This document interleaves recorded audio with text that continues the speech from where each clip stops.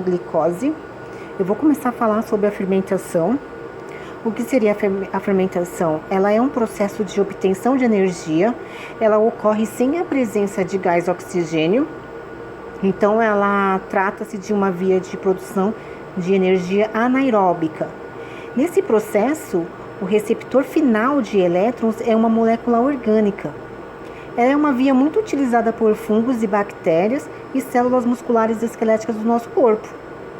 A fermentação, ela ocorre no citosol. Ela inicia-se com a glicose e quando ocorre a quebra de glicose em duas moléculas de piruvato. O piruvato, ele recebe elétrons provenientes do NAD. Ele transforma-se em ácido láctico, que posteriormente é eliminado pela célula. E ele também pode se transformar em álcool e CO2, que também são posteriormente eliminados. A substância a ser produzida, ela depende do organismo em que o processo pode ocorrer. Então, quando o piruvato ele é transformado em ácido láctico, nós chamamos de fermentação láctica. Mas quando ele é transformado em álcool, aí a fermentação é chamada de alcoólica.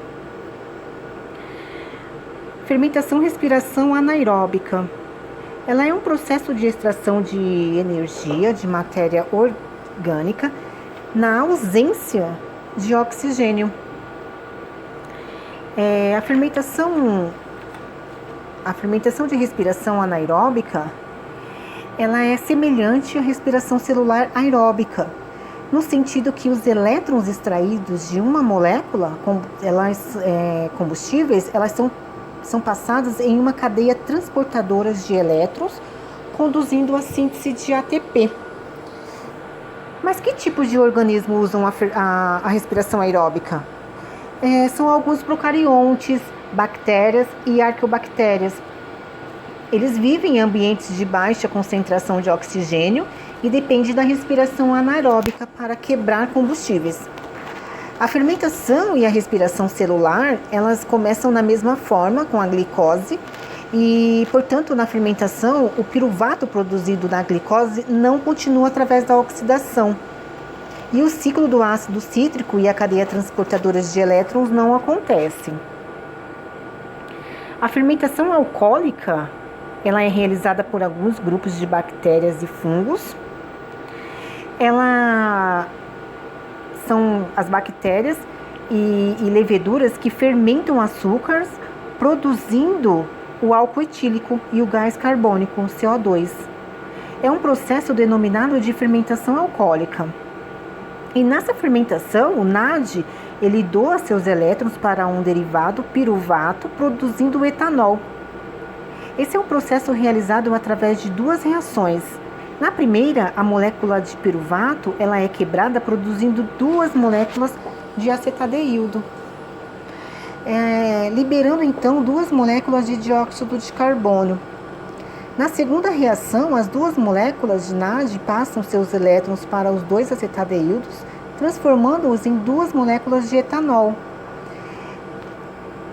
Esse é um tipo de fermentação realizado pelo fungo do tipo levedura e ele é muito utilizado na fabricação de bebidas alcoólicas, devido à produção do etanol.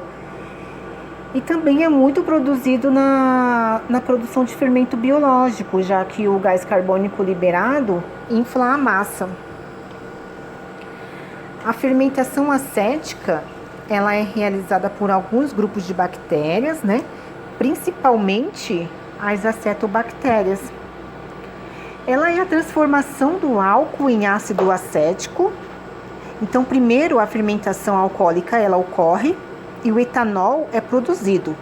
E só depois a fermentação acética ela acontece. Segundo processo que acontece é quando o etanol entra em contato com as bactérias e essas bactérias vão fermentar o etanol e produzir moléculas de ácido acético. Então, ela é realizada por bactérias que são chamadas de acetobactérias, que convertem a molécula de álcool com uma de oxigênio e uma molécula de ácido acético e outra de água. Então, a principal utilização da fermentação acética é para a produção de vinagre e também para a produção de bebidas de baixo teor alcoólico. A fermentação láctica ela é realizada por alguns grupos de bactérias, principalmente os lactobacilos, que são células musculares, e do pâncreas. A fermentação láctica ela é um tipo de fermentação promovidos por bactérias, né, que são os lactobacilos. Elas são bactérias de gênero benignos no nosso organismo. E para que essa fermentação ocorra, a glicose é quebrada e dá origem às moléculas de lactose, que nada mais são do que açúcar presente no leite. E com essa quebra, forma-se os ácidos pirúvicos, o ATP e o NAD. O ácido pirúvico, ele, pela ação da enzima desidrogenase láctica, ele é convertido em ácido láctico. Então participam desse processo os lactobacilos, né? Os quais são muitos utilizados. O iogurte, por exemplo, ele é resultado da fermentação do leite, o qual sofre a ação das bactérias, que transformam a lactose em ácido láctico. A fermentação láctica ela é muito importante para diversas atividades humanas, né? O ácido láctico ele acaba por ser utilizado como acidulante, produtos alimentícios e no curtimento de pele e na forma de lactose. E é utilizado muito em indústrias, tanto farmacêutica quanto em cosméticos. Aqui nós temos as imagens do lactobacilos. E eu daria continuidade agora. Agora vamos ver como ocorre o processo quando realizamos exercício físico de alta intensidade e curta duração. As células musculares humanas, por não receberem oxigênio em quantidade suficiente, podem realizar a fermentação láctica, além da respiração aeróbia. Desta forma, conseguem sintetizar uma quantidade suplementar de moléculas de ATP. Então, a produção do ácido láctico ocorre quando o corpo entra em um estado que requer energia, mas não tem oxigênio suficiente para gerá-lo aerobicamente.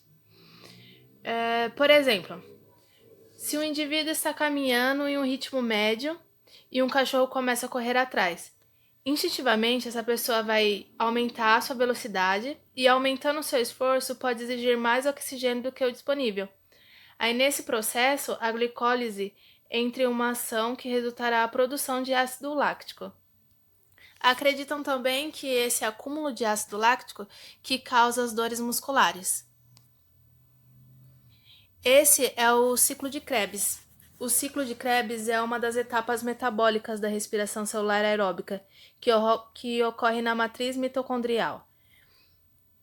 A célula é constituída por 3 fases, que é a glicólise, o ciclo de Krebs e a cadeia respiratória. A glicólise é um processo de quebra de glicose em partes menores, com formação de piruvato, que originará o acetil-CoA. No ciclo de Krebs, o acetil-CoA é oxidado em CO2. E a cadeia respiratória é a produção da maior parte da energia, com transferência de elétrons que é provenientes do hidrogênio, que foram retirados das substâncias participantes naquelas etapas anteriores. A função do ciclo de Krebs é promover uma degradação dos produtos finais do metabolismo dos carboidratos, lipídio e os diversos aminoácidos. Ele corresponde a uma sequência de 8 reações, como podemos ver na imagem, e cada uma das reações ela conta com a participação de enzimas encontradas nas mitocôndrias. As enzimas são as responsáveis por acelerar as reações. Agora, acompanhando na imagem, as etapas do ciclo de Krebs fica assim. Na primeira etapa, a enzima citrato catalisa a reação de transferência do grupo acetil, proveniente do acetil-CoA para o ácido oxaloacetato, formando o ácido cítrico ou citrato, e libera o coenzima A. Ocorrem reações de oxidação e descarboxilação, originando o cetoglatarato, que é liberado o CO2 e forma o NADH mais H. Em seguida, o ácido cetoglutarato ele passa por uma reação de descarboxilação oxidativa catalisada por um complexo enzimático do qual fazem parte o CoA e o NAD+. Essas reações elas originarão ao ácido succínico, NAD+, e uma molécula de GTP, que posteriormente transferem sua energia para uma molécula de ADP, produzindo assim um ATP. O ácido succínico é oxidado e é formado o ácido fumarato, cujo coenzima é o FAD. O ácido fumarato é hidratado, formando o ácido malato, que por fim o ácido malato sofrerá uma oxidação, formando o ácido oxaloacetato, reiniciando todo o ciclo. A gliconeogênese, como eu poderia dizer, é uma formação de um novo açúcar. É a rota pela qual é produzida a glicose a partir de compostos aglicanos, ou seja, é um não açúcares ou não carboidratos. A maioria dos tecidos animais é capaz de suprir suas necessidades energéticas a partir da oxidação de vários tipos de compostos, açúcares, aminoácidos e ácidos graxos. Nós somos capazes de gerar energia em primeiro instante pelo carboidrato, segundo pelos ácidos graxos e por último pelas proteínas. Entretanto, alguns tecidos e células de animais superiores utilizam exclusivamente glicose como fonte de energia, como por exemplo o cérebro. Aqui diz que consome cerca de 120 gramas de glicose por dia. As hemácias necessitam cerca de 30 gramas diários, e 20% do conteúdo calórico de uma dieta normal são destinados a suprir a necessidade do cérebro e hemácias. As modificações que ocorrem no metabolismo da glicose durante a mudança do estado alimentado para o estado de jejum são regulados pelos hormônios insulina e glucagon.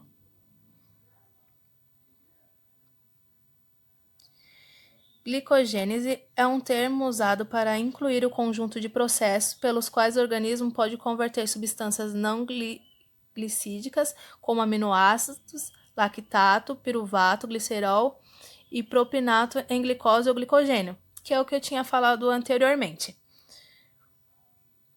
O suprimento contínuo de glicose é que alguns tecidos e músculos requerem suprimento contínuo da glicose como combustível metabólico. Podemos citar aqui. Aqui na imagem, a gente vê a imagem de jejum e com um esforço intenso. Então, o que ele quer dizer? O ATP produzido pela glicose para a contração rápida, nessa figura, ela mostra a cooperação metabólica entre o músculo e o fígado. Esse processo se chama ciclo de Cori. Então, ele consiste na conversão da glicose em lactato, produzido em tecidos musculares durante um período de privação de oxigênio, segundo a conversão de lactato em glicose no fígado.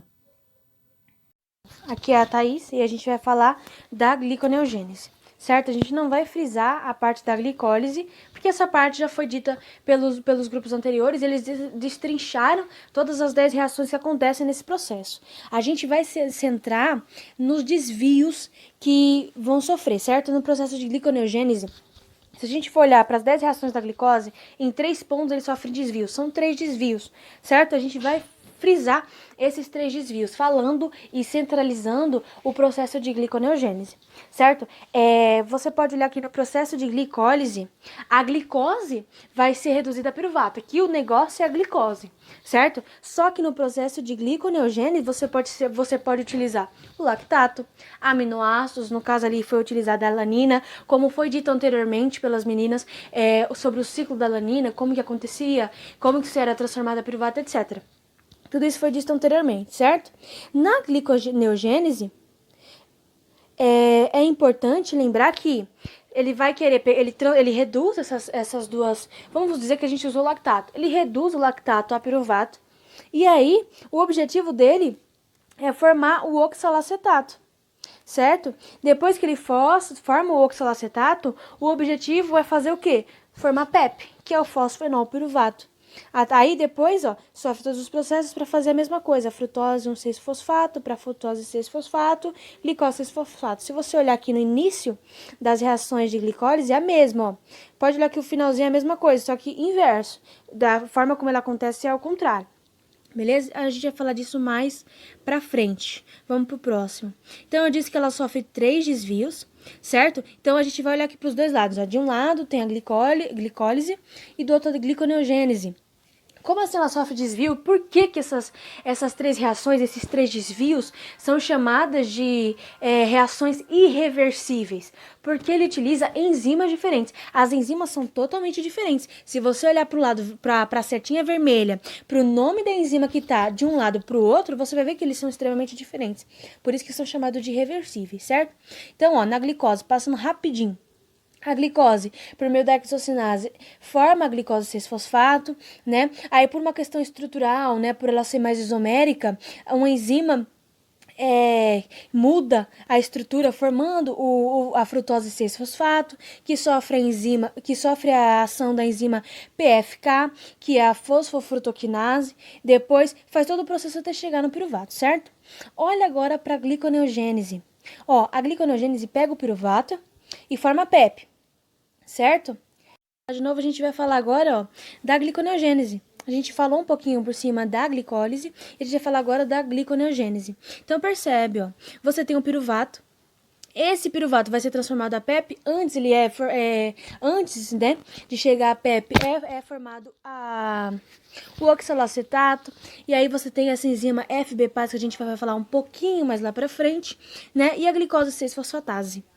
Beleza? Só pra gente entender que ela sofre 3 desvios e nessas 3 reações ela é irreversível. Por que irreversível? Porque ela utiliza enzimas diferentes. Então, o processo é totalmente diferente. Vamos pro próximo. Aqui vai explicar um pouquinho o processo de como a gente vai formar o oxalacetato e como você vai fazer com que esse oxalacetato ele saia da mitocôndria. Então, aqui, ó, você entra o piruvato dentro dessa mitocôndria e aí ele adere nessa reação, o CO2, por meio da enzima piruvato carboxilase, e aí ele forma o oxalacetato, certo? Esse oxalacetato, ele vai perder 2 hidrogênios, né, por meio do NADH mais H. Quando ele perde esses 2 hidrogênios, ele é reduzido a malato, certo? E esse malato já consegue sair de dentro da célula. O oxalacetato ele não consegue sair de dentro dessa mitocôndria. Então, ele tem que ser reduzido a um outro composto para conseguir sair. E aí, ele é transformado a malato. Esse malato, assim que sai dessa célula, assim que ele chega no citosol, né, ele vai ser, de novo, hidrogenado. Ele vai ser reoxidado. E aí, ele vai ganhar esses 2 nitrogênios de novo, esses 2 hidrogênios, aliás, vai sofrer ação da malato desidrogenase e volta a ser de novo o oxalacetato. Tudo que a gente precisava, certo? Por meio da enzima PEP carboxinase, ele vai liberar o CO2 dele e forma o fosfenolpiruvato, que é o produto que a gente queria formar, certo? Só que assim, tem como utilizar o piruvato e tem como a gente também utilizar o lactato. Só que ele vai sofrer um processozinho antes de fazer isso, certo? Então, ó, o lactato vai ser hidrogenado, vamos dizer assim, vai receber 2 hidrogênios, então vai passar de NAD+, para NADH mais H, vai sofrer a ação da lactato desidrogenase e vai ser transformado a piruvato. Esse piruvato vai entrar dentro da célula, vai sofrer o mesmo processo do anterior, aderindo CO2, sofrendo a ação da enzima piruvato carboxilase, formando oxalacetato. A diferença dele é uma enzima maravilhosa, que é a mitocôndria PEP carboxinase. Ela, ao invés de fazer com que esse oxalacetato vire um outro composto para chegar no citosol, para sofrer outra ação, para fazer um negócio, para formar, enfim, o PEP, ele já transforma o oxalacetato direto em fosfonilpiruvato, certo? Ele libera o CO2 dentro da célula. Percebe que no outro, ó, o CO2 ele é liberado fora da célula. Aqui, quando a gente fala do lactato, e por causa dessa enzima, o CO2 sai dentro dessa célula e já sai como PEP, já sai como fosfenol piruvato, certo? Sobre o próximo slide. Então, ó, são utilizados, se a gente for comparar, né, a glicólise e a gliconeogênese, são processos utilizados em ambientes totalmente diferentes, certo? Por exemplo, quando a gente faz uma refeição, atua a corrente sanguínea, vai estar cheia de glicose. Teu pâncreas vai entender e vai liberar o quê? A insulina. Fala, não, essa glicose precisa entrar dentro dessa célula. Eu preciso levar essa glicose a nível celular. Para transformar ela em piruvato, então ela vai sofrer o processo de quê? Glicólise, certo? Você expôs teu corpo a uma situação de hiperglicemia, teu pâncreas liberou o hormônio necessário, que é a insulina, e aí sofre todos os processos até chegar no piruvato. A gliconeogênese é diferente, ó. Até a enzima é diferente. Por exemplo, vamos dizer que você passou 8 horas de jejum, você não comeu nada. E você tá super bem, sem desmaiar, não teve problema nenhum. Significa que tudo dentro do teu corpo funcionou tranquilamente. Por mais que você não tenha comido nada, por mais que você não tenha colocado um pão na sua boca, por exemplo, para alimentar, para trazer glicose, para trazer energia para o teu corpo, ele teve que se virar.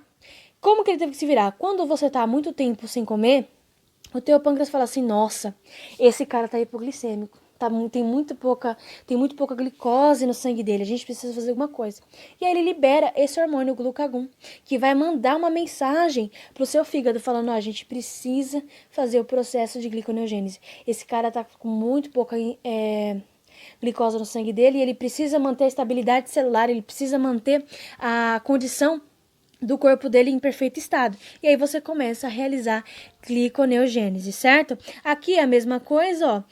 Tá explicando um pouquinho do processo dos desvios que ele vai sofrer, tá vendo? Até chegar, falando da gliconeogênese, até chegar na glicose, o piruvato, que se transformou em oxalacetato, a gente acabou de ver esse slide, né? Ele perdeu o ATP, formou o fosfenolpiruvato, que transformou em frutose 1,6-fosfato, sofreu a ação de uma outra enzima até chegar na glicose, certo? Vamos para o próximo slide.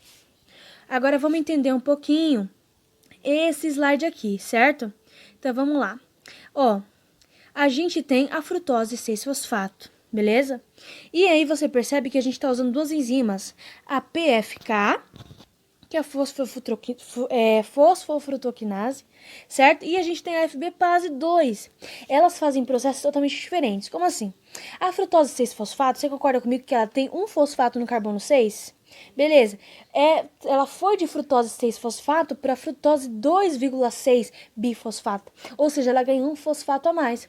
Só que a enzima PFK2, para conseguir fazer isso, ela teve que tirar a energia do ATP. Ela teve que tirar o fosfato do ATP, certo? Então, o ATP perde o fosfato e aí, ó, vai ser transformada a frutose 2,6 bifosfato. O que a FB-Pase 2 faz? Ela faz o contrário. Vamos dizer que você tem muito frutose 2,6 bifosfato. Fala, não, quero voltar a ser frutose 6-fosfato. Não quero mais essa vida de ser frutose 2,6, não. O que ela faz? Ela tira esse fosfato dessa molécula, certo? E volta a ser frutose 6-fosfato. Só que ela não vai conseguir recuperar energia. O ATP foi perdido, não tem o que fazer. Ela não recupera energia, ela só tira o fosfato inorgânico dessa molécula, transformando ela de novo a frutose 6-fosfato, certo? Agora vamos entender por que isso é interessante. Por que isso é importante? Porque essas duas enzimas e a ação delas são extremamente importantes para o que o seu corpo vai desenvolver, para a ação que o seu corpo vai tomar em relação a isso. Por exemplo, se eu tiver o aumento da frutose 2,6 bifosfato, o que o teu corpo vai falar? Teu corpo vai entender assim, ó, nossa, ele tá com muito açúcar no corpo dele, vamos estimular o processo de gliconeogênese. Vamos estimular o processo de glicólise. Certo? E vamos inibir a gliconeogênese. Por quê? Esse cara tem bastante açúcar no corpo dele. A gente precisa quebrar esse açúcar e levar ele para nível celular. E não o contrário. Por quê? Eu tive o aumento da frutose 2,6 bifosfato, certo? Agora, vamos dizer que houve a diminuição. Nossa, agora quase não tem glicose no açúcar, né, no sangue desse menino. O que a gente vai fazer? Diminuiu a frutose 2,6 bifosfato. Então, teu corpo vai falar assim, ó, já que diminuiu, a gente vai inibir o processo de glicólise e a gente vai estimular o processo de gliconeogênese. Já que esse cara não tem muita glicose no sangue dele, a gente precisa fazer com que as células e o corpo dele permaneçam em perfeito estado, certo? Por isso é importante entender esse processo daqui de cima, certo? E o porquê dele fazer essas coisas. Porque se houver o aumento da frutose 2,6 bifosfato, o seu corpo entende que ele tem que fazer glicólise e não gliconeogênese. Se diminuir por sua vez, O que ele fala? Nossa, vamos estimular a gliconeogênese, certo? Por isso é importante entender a ação dessas enzimas e a mensagem que ela passa para o meu corpo e para o que o meu corpo vai fazer com relação a isso, certo? Agora, ó, a gente vai olhar aqui rapidamente a regulação da glicólise, certo? Vamos olhar para ela. Então, o que acontece? Como que vai desenvolver esse processo de gliconeogênese no meu corpo? Primeiro, eu tenho que estar com uma baixa glicose sanguínea, certo? A gente acabou de falar isso. Se a taxa de glicose no meu sangue diminui, o meu corpo entende que eu tenho que realizar gliconeogênese para continuar funcionando da melhor forma possível, certo?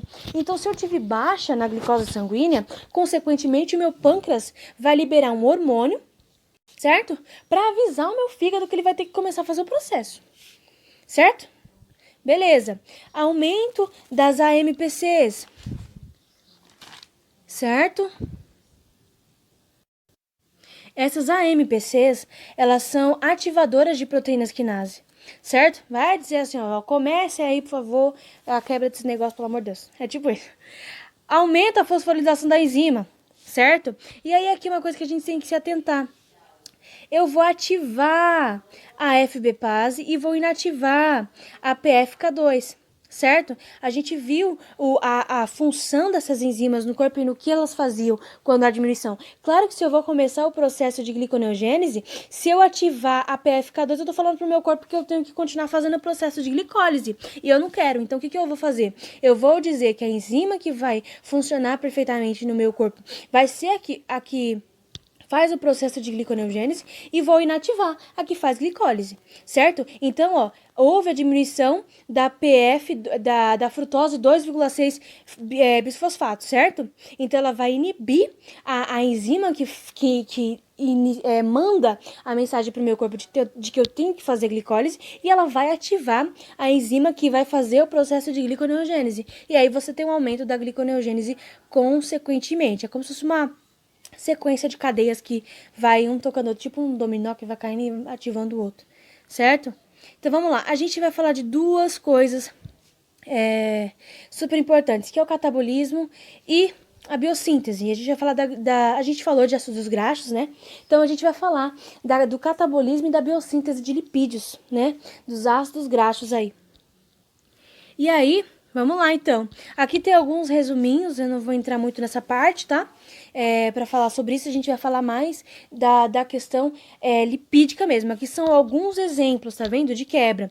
Por exemplo, quando eu pego a glicose e quebro ela até chegar a piruvato, houve um catabolismo, houve uma quebra dessa molécula até ela chegar a piruvato. E aí tem outros exemplos ali também. Quando a gente fala de biossíntese, que é como se fosse... Enquanto o catabolismo significa quebra de algum composto, a biossíntese é como se fosse a construindo esse composto, entende? E aí tem vários exemplos, ó, o ciclo de Cori, que foi dito anteriormente, o ciclo da glicosilanina, que também foi falado. Então, a gente vai frisar mais na parte, essa parte aqui, ó, para conseguir entender esses processos. Então, a gente vai começar falando aí, em ambos os exemplos, tá? Em ambos os temas, seja catabolismo, seja biossíntese, a gente vai usar o mesmo exemplo.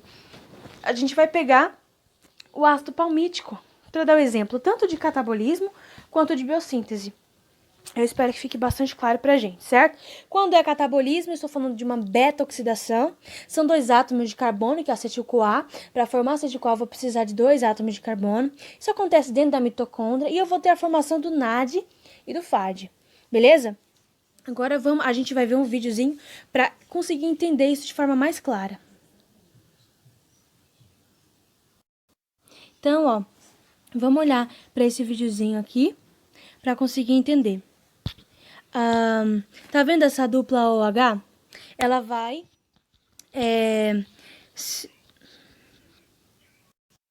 certo? Esse carbono 1 vai sofrer uma modificação, beleza? Por meio dessa enzima ácido gráfico A ligase. Ó, e aí o S-CoA, ele se liga no lugar do H ali, ó. Não sei se você percebeu, certo? Beleza. Ó lá, ó, ligação simples.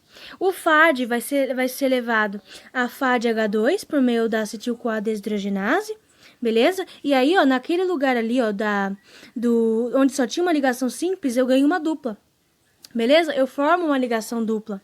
Depois que eu formei essa ligação dupla nesse composto, né, ele vai aderir à água, beleza? Aqui, ó, por meio dessa enzima enol-CoA hidratase, formando esse composto, ó. Olha onde entrou o OH. Onde a gente tem o OH ali. Beleza? Entendemos isso. Vamos lá, próximo. Formamos o H.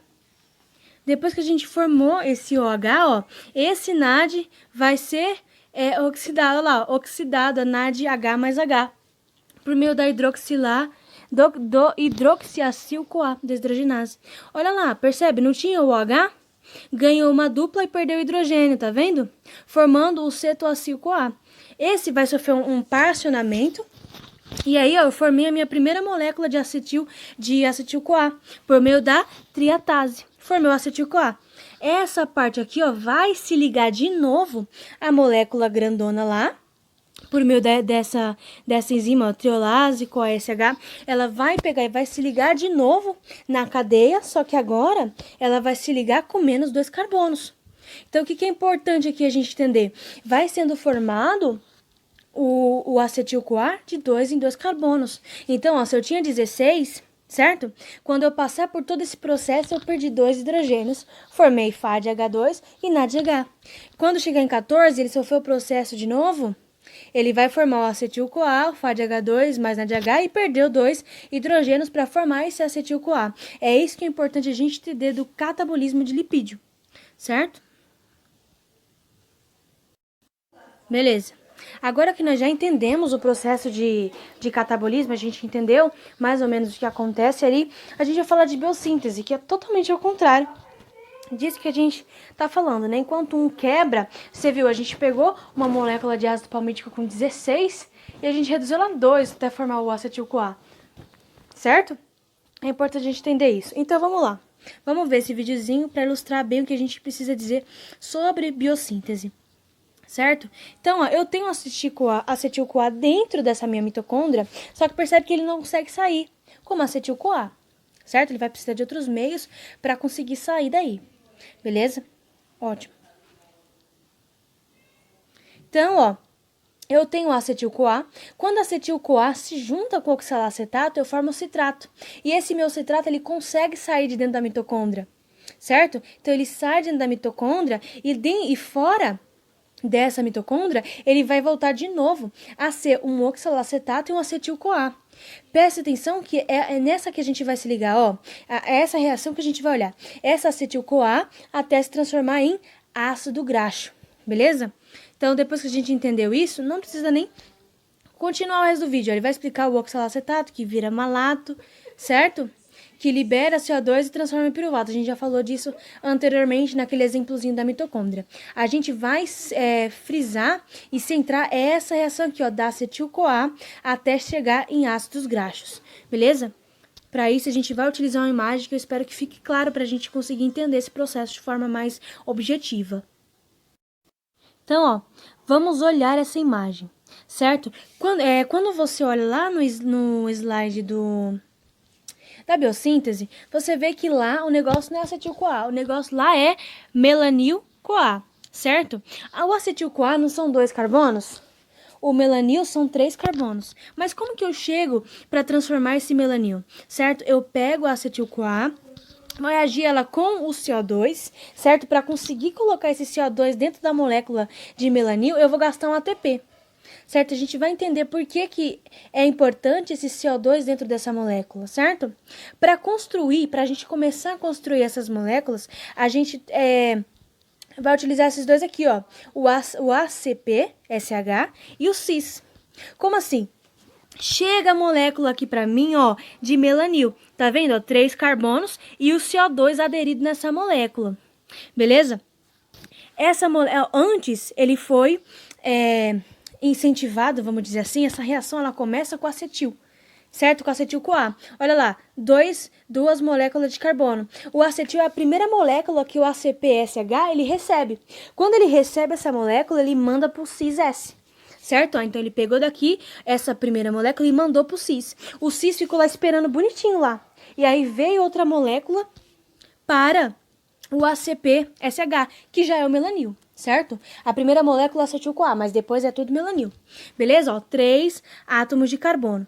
O que acontece? Assim que ele gruda com a ACP-SH, essa molécula aqui, ó, esse C-O, ele sai. Tá vendo o CO2 que foi aderido na molécula? Ele sai. Quando ele sai, ele dá espaço para a molécula que está no cis-S, esperando o momento de entrar dentro desse composto, de entrar no lugar do CO2. E aí, ó, quando sai o CO2, entra o C-OCH3 e cola aqui dentro dessa molécula, formando isso aqui, ó.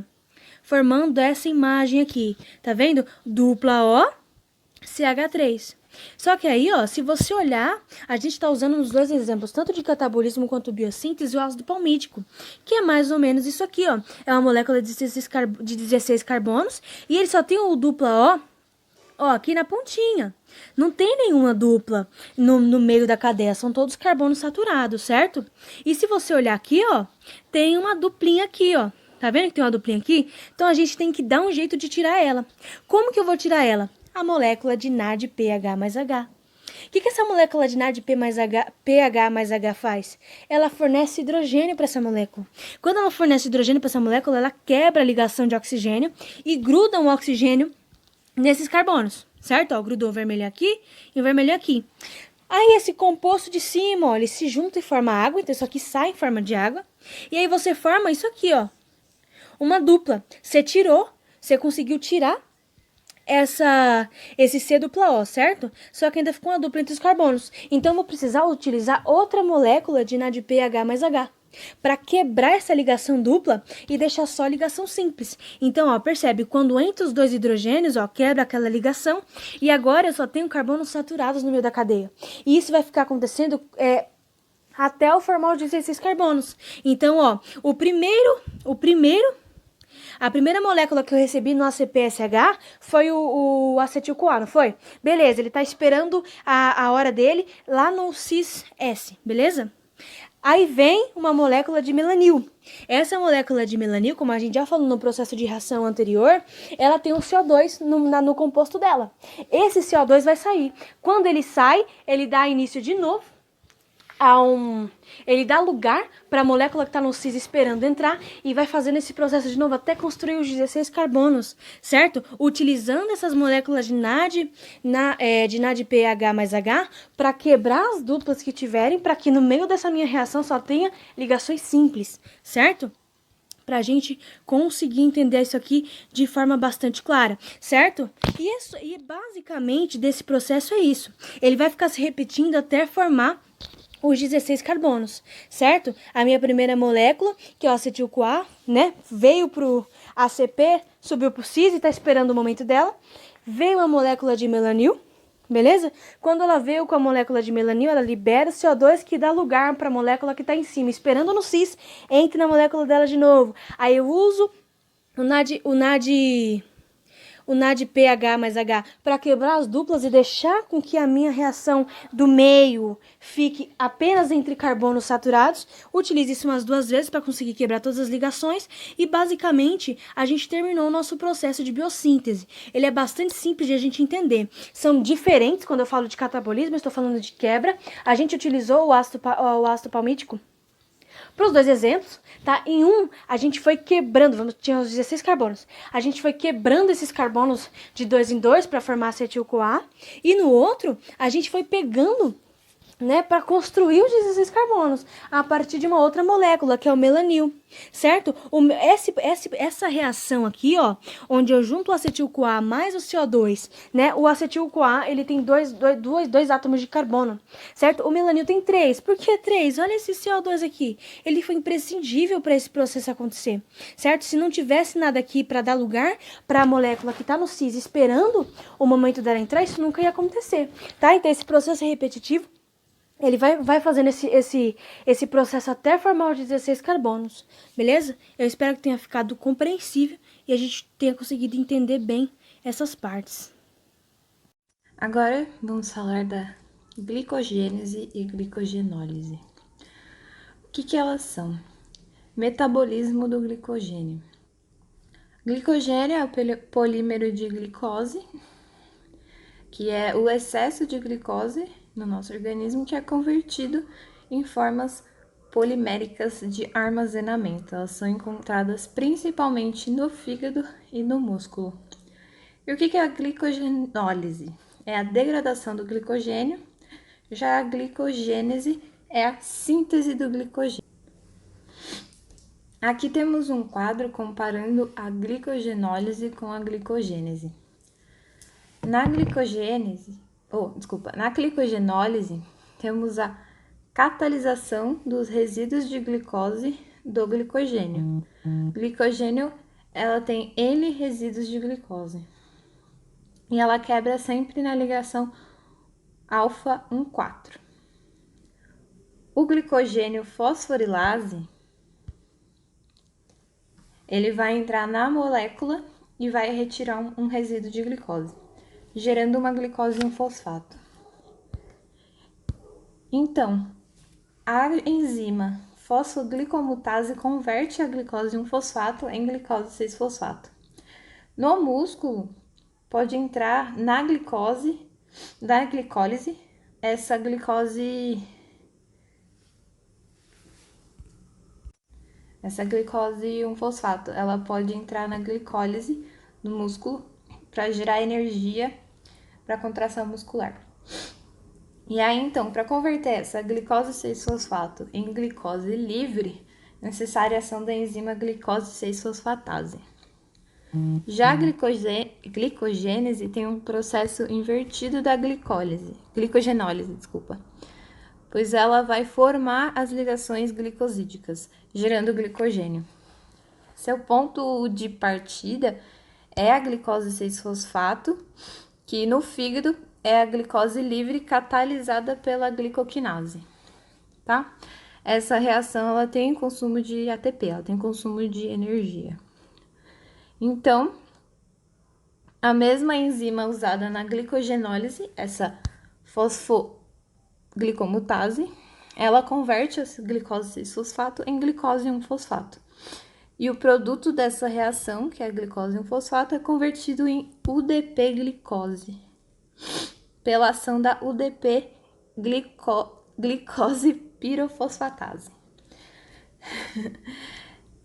E essa UDP-glicose é o doador imediato dos resíduos de glicose na reação catalisada pela glicogênio sintase. Então, é formado assim o glicogênio. Esse quadro ele é um resumo dos dois processos, que são similares, porém eles têm ação de enzimas diferentes, como mostrado aqui nesses quadradinhos vermelhos. Na glicogenólise temos a ação da glicogênio fosforilase para a saída da glicose do glicogênio, e na glicogênese a ação do glicogênio sintase para a entrada da glicose no glicogênio, certo? Ele é um processo um pouquinho confuso, mas a gente vai explicar passo a passo com calma. E todos esses processos eles são mediados por ações hormonais ou por ações nervosas. Hormonais no caso do fígado, nervosa no caso da contração, na contração muscular para o músculo. Aqui a gente vai falar um pouquinho da comparação da glicólise com a glicogênese. A glicogênese ela pode parecer o inverso da glicólise, porque a glicólise ela sai da glicose para o piruvato, é um processo que vai da glicose para o piruvato. E a glicogênese é o contrário, é um processo que vai do piruvato para a glicose, mas não é o inverso. Nesse quadro, a gente tem as duas reações, onde essas setas que elas apontam para os dois sentidos são reações reversíveis pela célula. Mas a gente tem 3 reações irreversíveis, que são essas que estão com um quadradinho vermelho. Na glicólise, nessas 3 etapas, elas são catalisadas pelas enzimas exoquinase, fosfofructoquinase e pirovatoquinase. E nesses momentos dessas reações irreversíveis, a célula precisa fazer um contorno na hora de realizar gliconeogênio, ela precisa fazer um desvio, que é feito por um grupo de enzimas distintos. Na glicogênese, ela é feita por um grupo distinto de enzimas que catalisam essas reações no outro sentido, no sentido da glicogênese. Então, são algumas enzimas para a glicólise e algumas enzimas diferentes para a glicogênese. Isso torna tanto a glicólise quanto a gliconeogênese processos irreversíveis para a célula. Então, no primeiro desvio, primeiro contorno, lá embaixo, a gente tem na glicólise, a gente tem o fosfenolpiruvato, é cada palavrão, fosfenolpiruvato convertido em piruvato pela ação da enzima piruvato quinase, com produção de ATP. Já na gliconeogênese, o piruvato ele é convertido em oxaloacetato pela ação do piruvato carboxilase, gastando ATP. E esse oxaloacetato é convertido em fosfenolpiruvato pela fosfenolpiruvato carboxiquinase, uma reação que requer GTP. Então, quanto na glicólise a gente tem um processo que usa uma enzima, na gliconeogênese a gente tem um processo que usa duas enzimas. Já no segundo desvio, no segundo contorno, ali no meio, na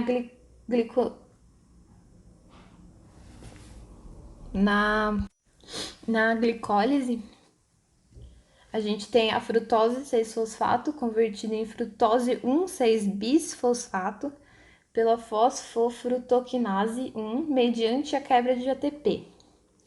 Já na gliconeogênese, a frutose 1,6-bisfosfato ela é convertida em frutose 6-fosfato pela frutose 1,6-bisfosfatase 1. E aí é mediante a reação de hidrólise e não recupera o ATP que foi usado na glicólise. Ele não, enquanto a glicólise ela usa esse ATP para fazer essa reação, a gliconeogênese não recupera esse ATP. O terceiro desvio é bem parecido, já que na glicólise a glicose é convertido em glicose 6-fosfato, mediante quebra de ATP também, pela ação da enzima hexoquinase. Já na gliconeogênese, a desfosforilação da glicose 6-fosfato para formar glicose é catalisado pelo glicose 6-fosfatase. E é mediante também uma reação de hidrólise que também não recupera esse ATP. A enzima glicose 6-fosfatase se encontra no lúmen do retículo endoplasmático do fígado, nos hepatócitos. É também encontrada em células renais e em células epiteliais do intestino delgado. Mas essa enzima ela não é encontrada em outros tecidos, o que torna esses tecidos incapazes de fornecer glicose para o sangue. Somente os tecidos dos hepatócitos, das células renais e das células epiteliais que conseguem fazer isso. Agora vamos falar dos processos do metabolismo no passo a passo. Aqui a gente tem a fórmula do glicogênio, onde cada um desses quadradinhos é uma glicose. E aqui essas glicoses estão juntas por uma ligação glicosídica. Esse quadradinho rosa é a extremidade não redutora. E todas essas glicoses, elas fazem as ligações entre si, as ligações glicosídicas, alfa 1,4, onde uma glicose liga seu carbono 1 ao carbono 4 da glicose seguinte. Então, todas as glicoses, para fazer o glicogênio, elas ligam o carbono 1 de uma glicose com o carbono 4 da glicose seguinte. Assim, elas formam uma ligação glicosídica alfa 1,4. E essa extremidade não redutora é a extremidade dessa molécula. Essa molécula de glicogênio, ela também faz ramificações. Nessas ramificações, temos ligações glicosídicas alfa 1,6, que são as ligações, que não é ligação no carbono 1 e no carbono 4, essa ligação alfa 1,6 é uma ligação no carbono 1 com carbono 6. Por quê? Para fazer uma ramificação.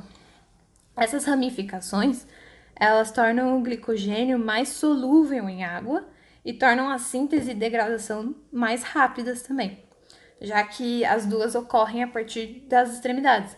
Tanto a degradação quanto a síntese, elas partem das extremidades. Então, se tem mais extremidades, fica mais fácil, fica mais rápido. Se houvesse uma cadeia só, o processo seria muito mais longo. Então, o que é o glicogênio? É um polímero de glicose. O glicogênio, ele é uma forma de reserva da glicólise, porque se toda a glicólise presente nas células elas fossem dissolvidas no citosol, sua concentração seria suficiente para influenciar nas propriedades osmóticas da célula. Então, elas se ligam e formam as ramificações para poder tornar esse armazenamento mais fácil e para não ter tanta glicose dissolvida na célula. O glicogênio ele é encontrado principalmente no fígado e no músculo. No fígado serve para reserva dos outros tecidos, então quando nos outros tecidos do corpo não há glicose disponível, ele aciona o fígado. Um exemplo é entre as refeições e no jejum.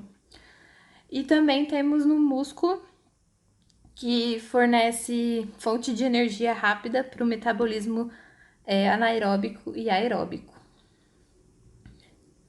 E no músculo, esse estoque pode ser gasto em 1 hora durante atividade intensa, já no fígado pode ser exaurido de 12 a 24 horas. Então, as unidades de glicose das ramificações externas do glicogênio entram na via glicolítica pela ação de 3 enzimas. A primeira delas é a enzima glicose fosforilase. O que ela faz? Ela remove os resíduos de glicose do glicogênio a partir das extremidades não redutoras. Ela catalisa a reação entre 2 resíduos de glicose na ligação glicosídica alfa 1,4, através da entrada de um fosfato inorgânico. Então, removendo o resíduo glicose e um fosfato da cadeia. Ela entra um fosfato inorgânico para poder quebrar essa ligação.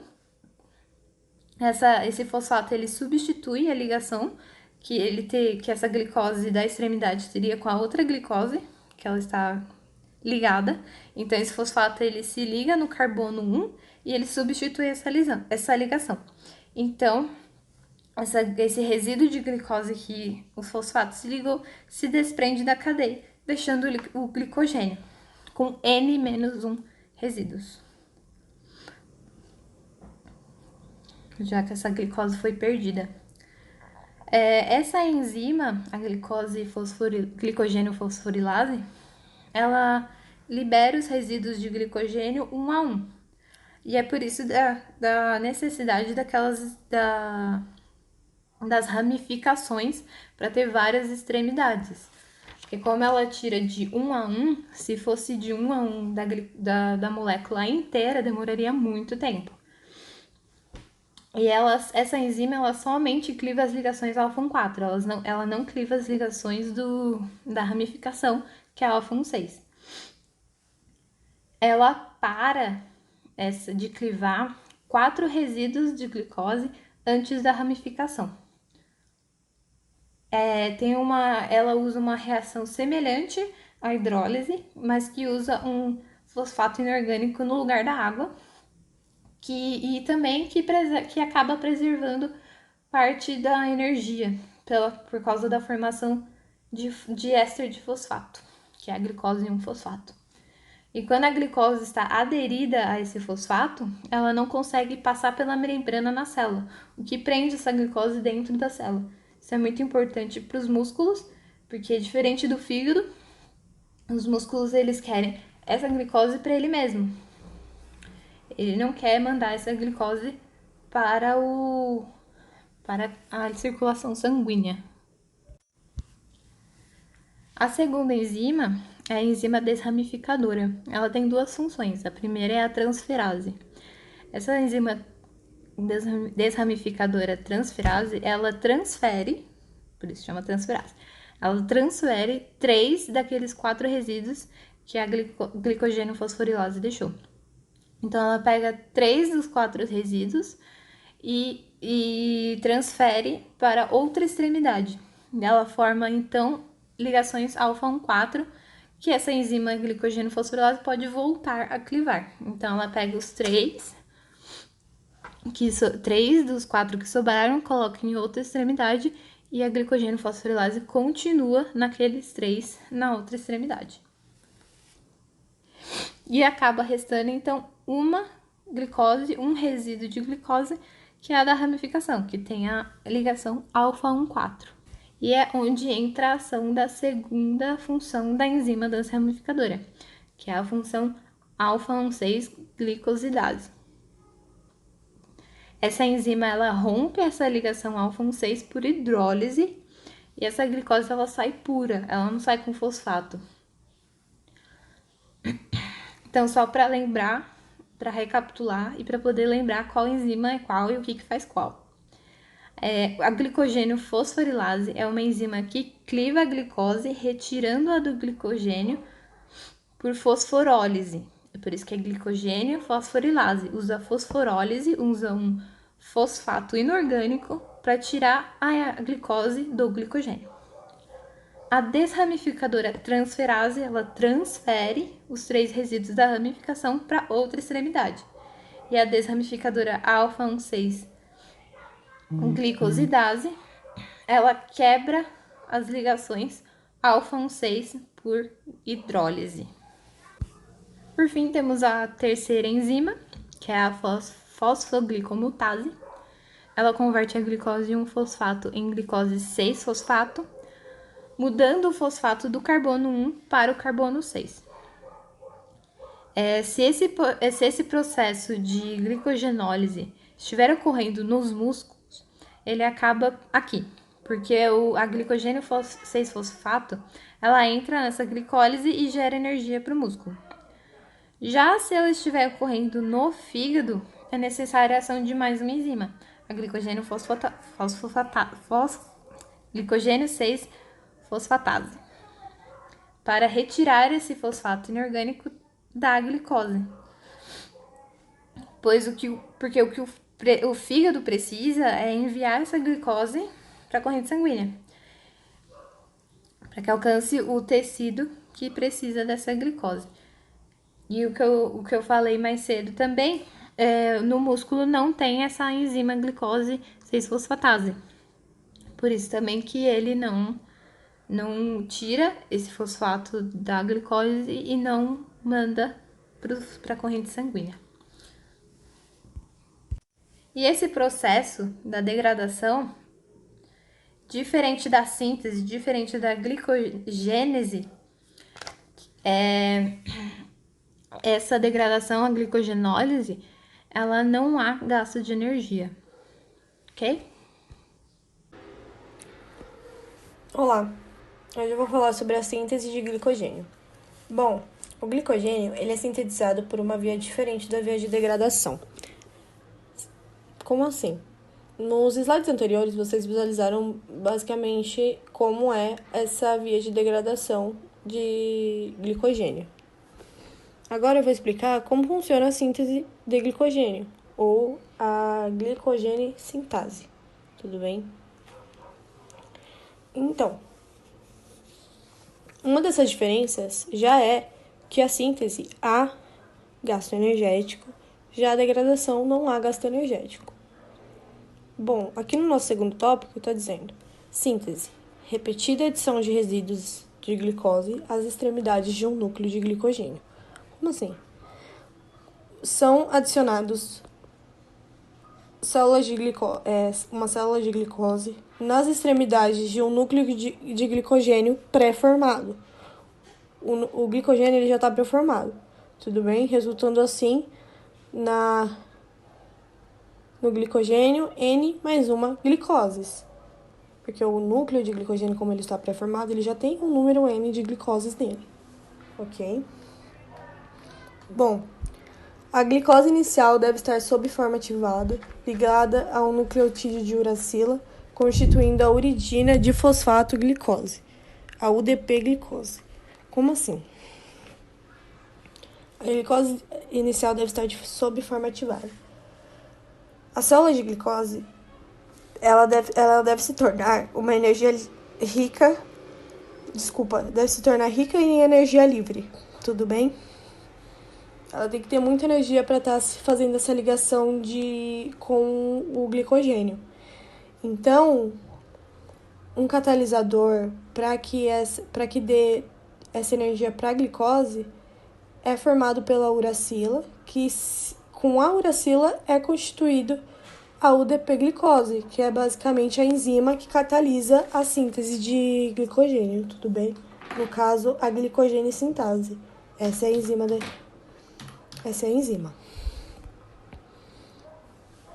Nesse slide já é aqui a produção desse UDP-glicose. Bom, é basicamente uma glicose mais um ATP liberado pela célula, formando assim a glicose 6-fosfato mais um ADP mais um hidrogênio. Como assim glicose 6-fosfato? Por quê? Porque com a quebra do ATP há um fosfato nessa quebra. Esse fosfato que há no ATP, ele é enviado para o carbono 6, assim formando a glicose 6-fosfato. Tudo bem? Depois que é formada a glicose 6-fosfato, como a gente sabe, as ligações elas são feitas no alfa-1,4. Então não tem porquê a glicose estar no carbono 6. Então a sua própria célula envia esse fosfato para o carbono 1, assim se tornando a glicose 1-fosfato. Depois que a glicose 1-fosfato já está produzida, aí sim a liberação do UTP, que é com U de uracila e não de adenina. Tudo bem? Essa é a mudança, é o de uracila. Assim formando o UDP-glicose mais a liberação de 2 fosfatos. Tudo bem? Como assim o UDP formação? Foi formado a enzima que realiza, que catalisa a síntese de glicogênio mais 2 fosfatos. Por que 2 fosfatos? A liberação de 2 fosfatos. Porque para que essa reação seja irreversível, tem que haver a liberação de 2 fosfatos inorgânicos livres para que essa reação seja irreversível, tudo bem? Tem que haver a liberação de 2 fosfatos livres, inorgânicos livres. E como eu disse aqui, a UDP é um substrato de glicogênio sintase, a enzima que efetivamente catalisa a síntese. Bom, aqui nesse outro slide já é a síntese por si só, tudo bem? Já com essa enzima feita, se unindo ao glicogênio, sendo liberada, com a glicose se unindo ao glicogênio e formando assim o glicogênio N1 mais uma resíduos de glicose, como eu expliquei lá no começo. Tudo bem? N1 resíduos de glicose, mais UDP. No caso, o UDP foi quebrado, foi liberado, e com essa quebra, a glicose se uniu ao glicogênio, assim formando a síntese de glicogênio. Tudo bem? E se tornando o glicogênio N mais um resíduos de glicose. Novamente, o porquê o N1 resíduos de glicose. O glicogênio, ele já tem N-glicoses, porque ele já está pré-formado nessa síntese, tudo bem? Então, foi adicionado uma glicose, a gente sabe. Então, por isso, glicogênio N mais uma glicose.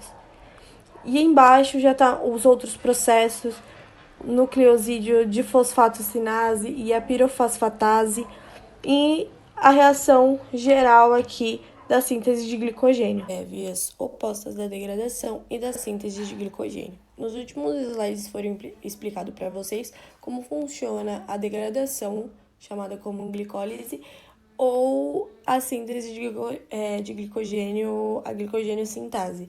Então, aqui basicamente é um exemplo mais simplificado dos processos, tudo bem?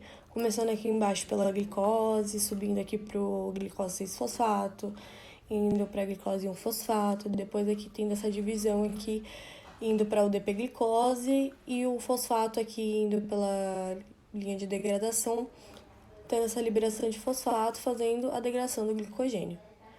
Tudo bem? É mais um exemplo simplificado dos dois processos que a gente acabou de mencionar, tudo bem? Já que uma coisa que eu esqueci de falar, até peço desculpas, é que uma coisa que vocês precisam saber é que essas vias não ocorrem simultaneamente, justamente pela ação da sinalização hormonal. As vias de degradação e síntese não ocorrem, como eu posso dizer, simultaneamente, tudo bem? Agora, indo para o próximo slide, falando sobre a regulação do metabolismo do glicogênio. No caso aqui, a regulação da degradação e a regulação da síntese.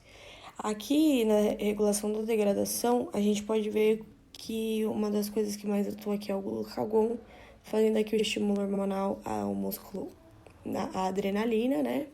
E no fígado, o glucagon. O glucagon, ele atua na conversão de ATP na glicogenólise, no caso, a degradação, com imediata produção e liberação de glicose pelo fígado, ok? E aqui na regulação da síntese a gente tem a insulina, tudo bem? A insulina circulante é quem domina o metabolismo. E o glucagon é realmente um afetivo quando há níveis mais baixos de insulina, podendo então realizar suas sinalizações